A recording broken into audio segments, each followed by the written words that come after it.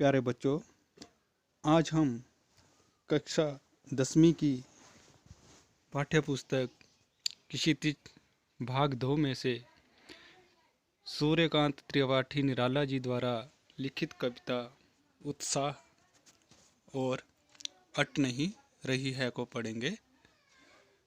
तो उत्साह कविता में निराला जी ने बताया हुआ है कि समाज में परिवर्तन, क्रांति, जोश और नव चेतना के द्वारा ही लाया जा सकता है। तो वे विद्रोही कवि भी रहे हैं, जिसके कारण उनकी कविताओं में विद्रोह का स्वर भी हमें देखने को मिलता है। तो उत्साह कविता में बादलों से निराला जी कुछ ऐसा ही आग्रह कर रहे हैं। तो आइए। बादल गरजो, घेर घेर घोर गगन, धाराधार ओ।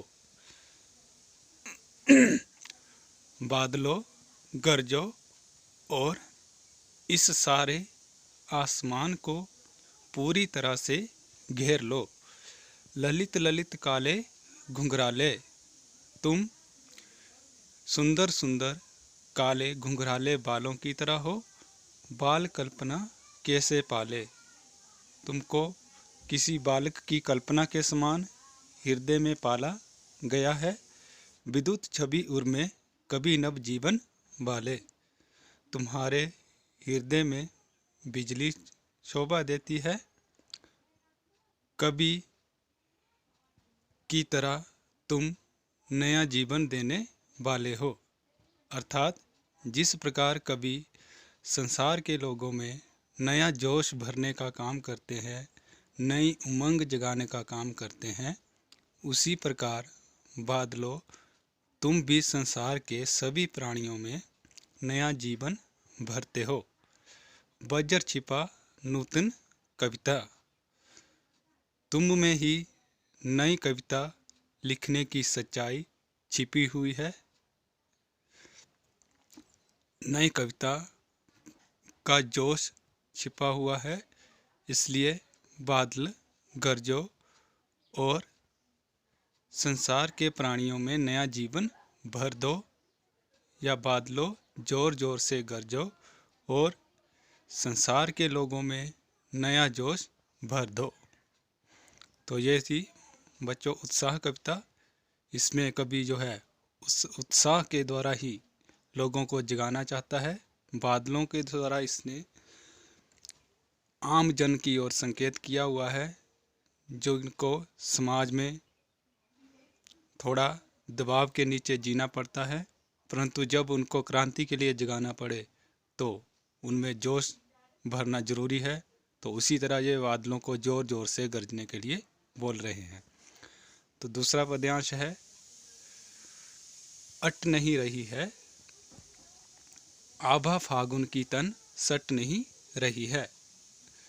फागुन के महीने में चारों ओर इतनी सुंदरता है कि मेरी आंख इसकी ओर से हट नहीं रही है, और यह सुंदरता मेरे मन से सहन नहीं हो रही है। कहीं सांस लेते हो, घर घर भर देते हो। जब सुगंधित हवा चलती है तो चारों दिशाएं सुगंध से भर जाती हैं। उड़ने को नभ में तुम पर पर कर देते हो। हमारे मन को आकाश तक उड़ने के लिए पर तुम्ही से मिलते हैं। आंख हटाता हूँ तो हट नहीं रही है। इस सुंदरता की ओर से अपनी आंख हटाता हूँ तो मेरी आंख हट नहीं रही है।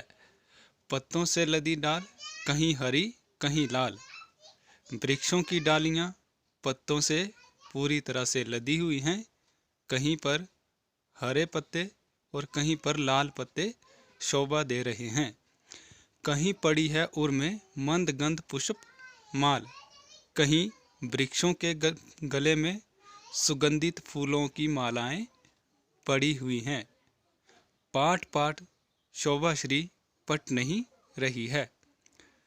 पत्ते पत्ते के ऊपर इतनी सुंदरता है कि ये मेरे मन में समा नहीं रही है, मेरे मन से ये सहन नहीं हो रही है।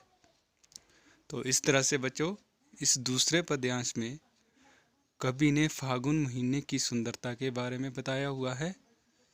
फागुन का महीना कवि को उसके प्रियतम की याद दिलाता है और चारों ओर जो भी फागुन की सुंदरता है वो कवि के मन को और अधिक दुख देने वाली, चुभन देने वाली हो रही है, क्योंकि कवि का प्रियतम उसके पास नहीं है।